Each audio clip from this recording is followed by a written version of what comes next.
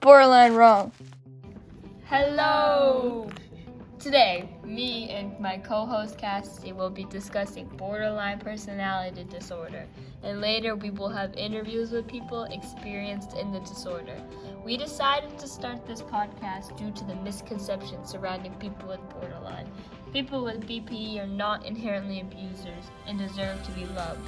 Before we get any more into that though, Cassidy will introduce what BPD actually is. Hello, I'm Cassidy. BPD, short for Borderline Personality Disorder, is a complicated personality disorder which drastically impacts relationships and self-identity. As a quote from the DSM, borderline personality disorder is a pervasive pattern of instability of interpersonal relationships, self-image and effects, and marked impulsivity, beginning in early adulthood and present in a variety of contexts. People diagnosed with BPD are usually women. They try to wait until the patient is 18 to diagnose due to its overlapping symptoms with puberty. The DSM-5 states that the driving factor of BPD is an intense fear of abandonment. People are not born with BPD. It is caused by childhood trauma. Reasons people develop BPD include being raised by narcissistic parents, being neglected, or traumatic loss of a loved one.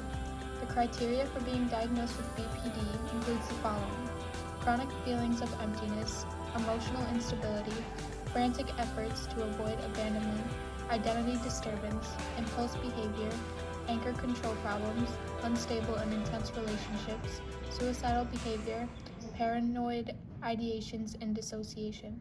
If you experience at least 5 of 9 of these, you can be diagnosed with BPD.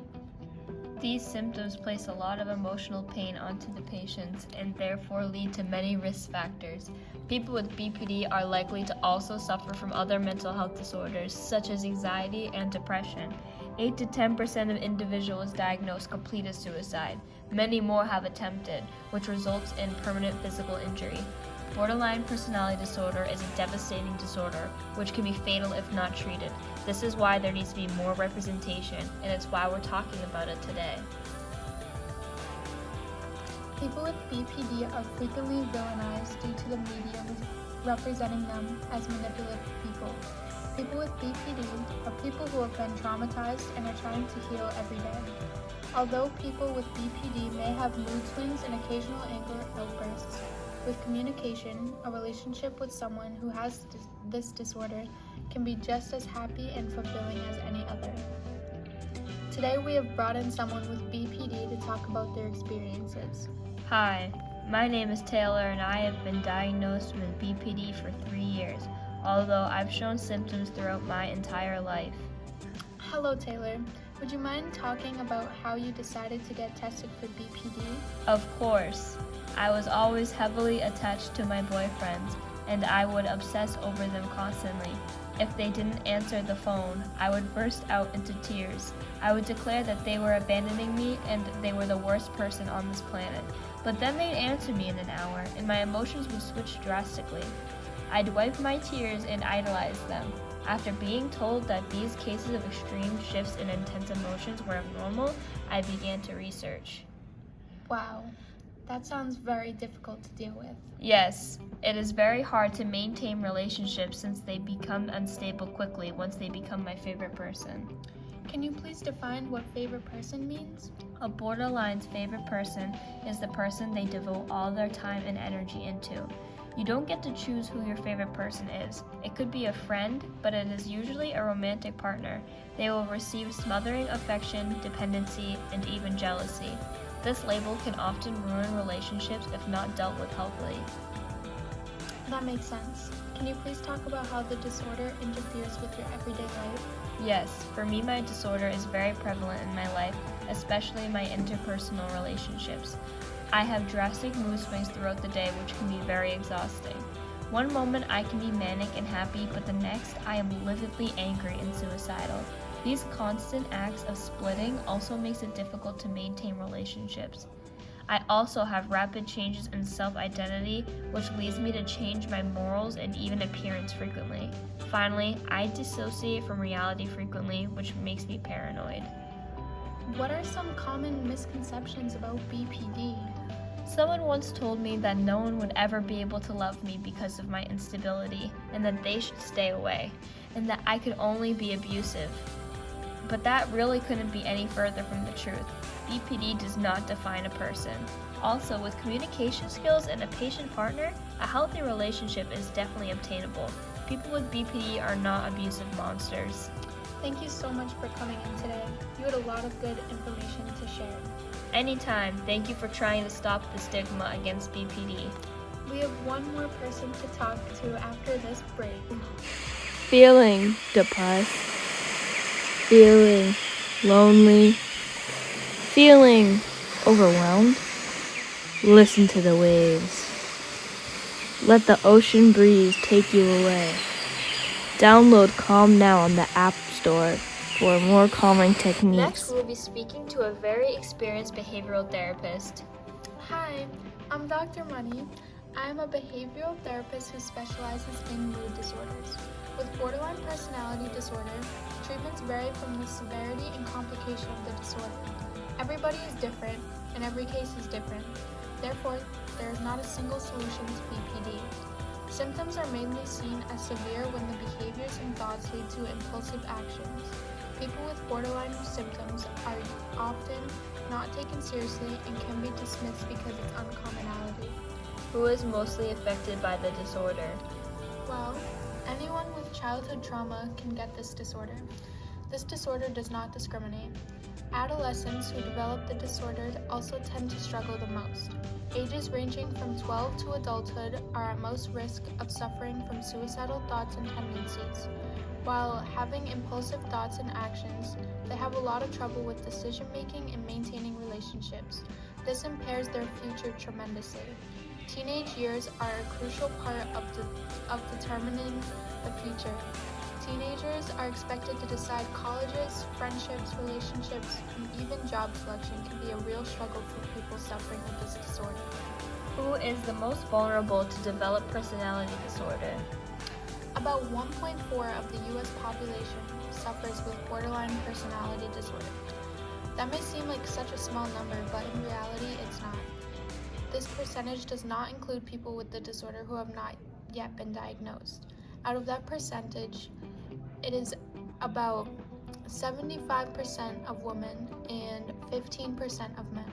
The drastic difference between women and men is unknown. It could be a misdiagnosis or a gender bias.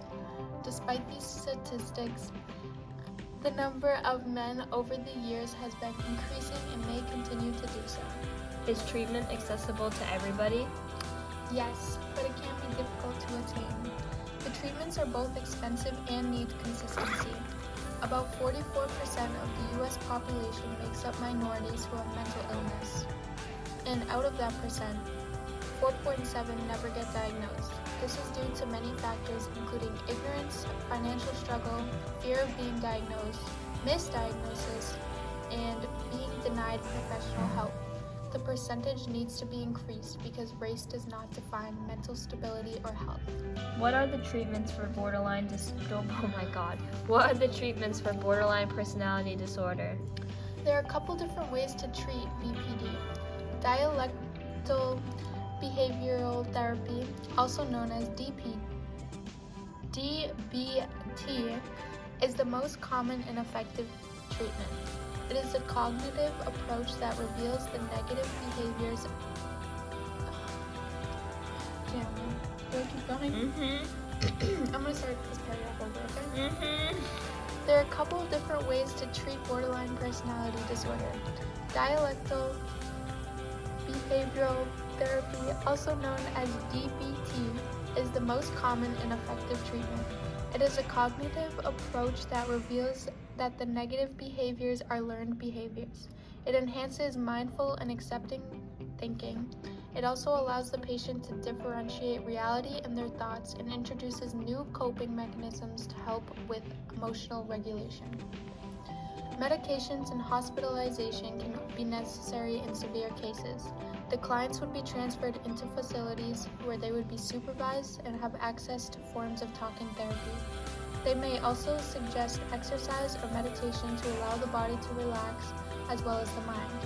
Journaling can also be beneficial to these individuals, which allows them to write and rationalize thoughts, which also make it easier for therapists to understand and analyze these feelings. Here, patients can be prevented from said impulsive behaviors. Schema-focused therapy can be done one-on-one or in a group. These can help identify negative behavioral patterns and allow patients to not feel so alone. This therapy focuses on addressing the patterns, changing them, and enforcing positive thinking. Systems training for emotional predictability and problem solving is a 20-week treatment. This treatment involves a lot of emotional support from close and trusted family friends. This is often coexisting with other forms of talking therapy. Anything else you want to add? Will. Here, go. They laughed at me. Yeah, okay, and go. You have to I go. don't know why. You have to go, bro. Taking these steps to manage your borderline personality disorder is a process that takes lots of patience and encouragement. These treatment options, in addition to others, are effective along with the support of close family and friends. Borderline personality disorder is a serious illness that needs to be properly addressed, and these are the steps taken. I recommend Jody O'Malley, who is a clinical social worker and therapist from LICSW, located in Cambridge, Massachusetts. She has been in this work for 19 years and offers both in-person and online therapy. She specializes in psychological and mood disorders and can offer lots of talking therapy and treatment. Her number is 617-468-3446. If you are seeking help, not exclusive to borderline personality disorder, or have any questions. Thank you so much, Thanks Dr. for Money. listening to our Alright. podcast. Thanks for listening. Have a great day, guys. Have a great and tune day. back in next week. Yeah, bye. Yes, sir.